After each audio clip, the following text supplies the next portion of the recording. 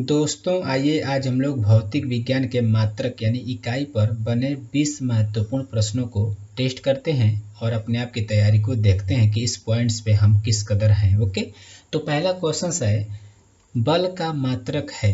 तो दोस्तों इसके लिए नीचे 4 विकल्प दिया गया हुआ है। विकल्प A Faraday, option B Fermi, option C Newton और ऑप्शन डी रदरफोर्ड। तो आपको बताना है कि इन चारों में से कौन सा विकल्प सही है। तो आइए चलते हम लोग राइट आंसर की तरफ और इसमें राइट आंसर होगा ऑप्शन सी। जी दोस्तों, option C is correct answer यानी न्यूटन। न्यूटन जो है वो बल का मात्रक है। और दोस्तों बल का एक और मात्रक होता है जो होता है किलोग्राम मीटर प्रति सेकेंड स्क्वायर। जी हाँ दोस्तों, आप इसे भी अच्छे से याद कर लीजिए। बल का मात्रक यहाँ न्यूटन तो सही हो रहा है, लेकिन इसका एक और मात्रक होता है जो होता है किलोग्राम मीटर प्रति सेकेंड स्क्वायर। ओके, आइए चलते हैं अगले प्रश्न पर। अगला प्रश्न आपके स्क्रीन पे रहा, प्रकाश वर्ष इकाई है। तो आपको बताना है कि प्रकाश वर्ष निम्न में से किसका इकाई है। ऑप्शन ए में है दूरी की, ऑप्शन बी समय की, ऑप्शन सी आयु की और ऑप्शन डी प्रकाश की तीव्रता की। तो दोस्तों यहाँ पे option A is correct answer होगा यानी कि दूरी की। या दोस्तों प्रकाश वर्ष जो है वो दूरी की मात्रक है। ओके, आइए चलते हैं अगले प्रश्न पे और अगला प्रश्न है प्रकाश वर्ष इकाई है। तो आपको बताना है कि प्रकाश वर्ष इकाई किसका है। ऑप्शन ए वह वर्ष जिसमें सूर्य का प्रकाश अधिकतम रहा हो, ऑप्शन बी वह वर्ष जिसमें कार्यभार हल्का रहा हो, ऑप्शन सी प्रकाश द्वारा एक वर्ष में चली गई दूरी, ऑप्शन डी सूर्य तथा पृथ्वी के बीच की औसत दूरी। तो आपको बताना है प्रकाश वर्ष किसकी इकाई है। तो दोस्तों अभी हम लोगों ने ऊपर देखा हुआ है, उसी के आधार पर यह प्रश्न है। तो option C is correct answer होगा यानी कि प्रकाश द्वारा एक वर्ष में चली गई दूरी को प्रकाश वर्ष कहते हैं। ओके, आइए चलते हैं दोस्तों अगले प्रश्न पर और अगला प्रश्न है पारसेक मात्रक है। तो आपको बताना है कि पारसेक निम्न में से किसका मात्रक है। दूरी का, ऑप्शन बी समय की, ऑप्शन सी प्रकाश की चमक की और ऑप्शन डी चुंबकीय बल की। तो इनमें से बताना है कि किसका मात्रक पारसेक है, यानी पारसेक मात्रक इनमें से किनका है ये बताना है आपको। तो दोस्तों हम लोग को अच्छे से पता है कि option A is correct answer यानी कि दूरी का। जी दोस्तों, दूरी का मात्रक पारसेक होता है। ओके, आइए चलते हैं अगले प्रश्न पर। दोस्तों अगला प्रश्न है एम्पियर मापने की इकाई है। तो दोस्तों आपको बताना है कि एम्पियर मापने की इकाई निम्न में से क्या है। वोल्टेज, विद्युत धारा, प्रतिरोध, पावर। तो दोस्तों हम लोग को अच्छे से पता है कि यहाँ पे option B is correct answer होगा यानी कि विद्युत धारा। जी दोस्तों, एम्पियर मापने की इकाई विद्युत धारा है। ओके, आइए चलते हैं अगले प्रश्न पर। अगला प्रश्न है दोस्तों एक हॉर्स पावर में कितने वाट होते हैं। तो आपको बताना है कि एक हॉर्स पावर में कितने वाट होते हैं। दोस्तों इस प्रश्न से तो हम लोग बहुत अच्छे से वाकिफ होंगे। यहाँ पे option C is correct answer होगा यानी कि 746 वाट एक हॉर्स पावर बराबर होता है। ओके, आइए चलते हैं दोस्तों अगले प्रश्न पर। अगला प्रश्न है 1 किलोमीटर दूरी का तात्पर्य है। आपको बताना है कि 1 किलोमीटर दूरी का तात्पर्य क्या है। 100 मीटर, 1000 सेंटीमीटर, 1000 मीटर, 100 सेंटीमीटर। तो दोस्तों हम लोग को अच्छे से पता है कि 1000 मीटर बराबर 1 किलोमीटर होता है यानी कि option C is correct answer. Okay, आइए चलते हैं अगले प्रश्न पर। अगला प्रश्न है पास्कल इकाई है। तो आपको बताना है कि पास्कल किसका इकाई है। आर्द्रता की, दाब की, वर्षा की, तापमान की।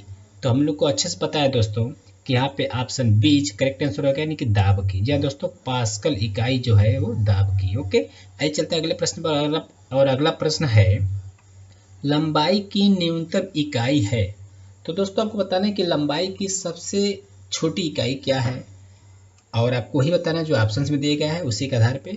माइक्रान, option B nanometre, option C angstrom, option D fermimeter. तो दोस्तों हम लोग को अच्छे से पता है कि option D is correct answer होगा यानी कि फर्मीमीटर लंबाई की सबसे न्यूनतम यानी छोटी इकाई है। ओके, आइए चलते हैं अगले प्रश्न पर। अगला प्रश्न है दोस्तों तेल का एक बैरल लगभग कितना होता है। तो आपको बताना है कि तेल का एक बैरल लगभग कितने के बराबर होता है। ऑप्शन ए में दिया गया है 131 लीटर, ऑप्शन बी में है 159 लीटर, ऑप्शन सी में है 179 लीटर और ऑप्शन डी में है 201 लीटर। तो दोस्तों यहाँ पे हम लोग को अच्छे से पता है कि option B is correct answer यानी कि 159 लीटर बराबर 1 बैरल होता है। ओके, आइए चलते हैं अगले प्रश्न पर। अगला प्रश्न है दोस्तों, क्यूसेक में क्या मापा जाता है? तो निम्न में से आपको बताना है कि किसे क्यूसेक में मापा जाता है। जल की शुद्धता को, जल की गहराई को, जल का बहाव या जल की मात्रा को। तो इन 4 विकल्पों में से आपको जो कोई विकल्प बिल्कुल सही लग रहा हो उन्हें अपने दिमाग में पहले टिक कर लीजिए, फिर मैं आपको सही उत्तर से रूबरू कराता हूँ। जी हाँ दोस्तों, क्यूसेक में जल का बहाव मापा जाता है। जी हाँ दोस्तों, option C is correct answer. आइए चलते हैं अगले प्रश्न पर। अगला प्रश्न है दोस्तों, डाप्सन इकाई का प्रयोग किया जाता है। तो आपको बताना है कि डाप्सन इकाई का प्रयोग निम्न में से किसके मापन में किया जाता है। ऑप्शन ए है पृथ्वी का मोटाई मापने में, ऑप्शन बी हीरे की मोटाई मापने में, ऑप्शन सी ओजोन परत का मोटाई नापने में, और ऑप्शन डी शोर के मापन में। तो दोस्तों हम लोग को अच्छे से पता है कि option C is correct answer, यानी कि ओजोन परत का मोटाई नापने में डाप्सन इकाई का प्रयोग किया जाता है। दोस्तों ये जो ओजोन, चलिए यहाँ पे हम लोग वो सब बात नहीं करेंगे क्योंकि वायुमंडल यहाँ नहीं पढ़ रहे हैं। ओके, आइए चलते हैं अगले प्रश्न पर। दोस्तों अगला प्रश्न है, ध्वनि की तीव्रता को मापने वाला यंत्र है। तो आपको बताना है कि ध्वनि की तीव्रता को निम्न में से किस में मापा जाता है। उस यंत्र का क्या नाम है? Chronometer, option B anemometer, option C audiophone, या फिर ऑप्शन डी ऑडियोमीटर। तो दोस्तों आपको इन 4 विकल्पों में से सही विकल्प को बताना है। आइए चलते हैं राइट आंसर की तरफ, और इसमें राइट आंसर जो होगा ऑप्शन डी। जी दोस्तों, ऑडियोमीटर इज करेक्ट आंसर, यानी कि ध्वनि की तीव्रता को ऑडियोमीटर में मतलब इस यंत्र से मापा जाता है। ओके, आइए चलते हैं दोस्तों अगले प्रश्न पर। अगला प्रश्न है, रक्तदाब मापने के यंत्र का नाम है। यानी कि रक्तदाब को किस यंत्र द्वारा मापा जाता है। Option A tachometer, option B sphygmomanometer, option C actimeter, और ऑप्शन डी बैरोमीटर। तो दोस्तों हम लोग को अच्छे से पता है कि यहाँ पे option B is correct answer होगा, यानी कि स्फिगोनोमेनोमीटर द्वारा रक्तदाब को मापा जाता है। ओके, यानी यह ही यंत्र है जो रक्तदाब को मापता है। अगला प्रश्न है दोस्तों, दूध के घनत्व को किसके द्वारा मापते हैं। तो ऑप्शन ए है lactometer, option B hydrometer, option C barometer, और ऑप्शन डी हाइग्रोमीटर। तो दोस्तों इन 4 विकल्पों में से आपको बताना है कौन सा उचित विकल्प है। तो दोस्तों हम लोग को अच्छे से पता है कि लैक्टोमीटर इज करेक्ट आंसर होगा, यानी कि लैक्टोमीटर द्वारा दूध के घनत्व को मापा जाता है। ओके, आइए चलते हैं अगले प्रश्न पर। अगला प्रश्न है, रडार उपयोग में आता है।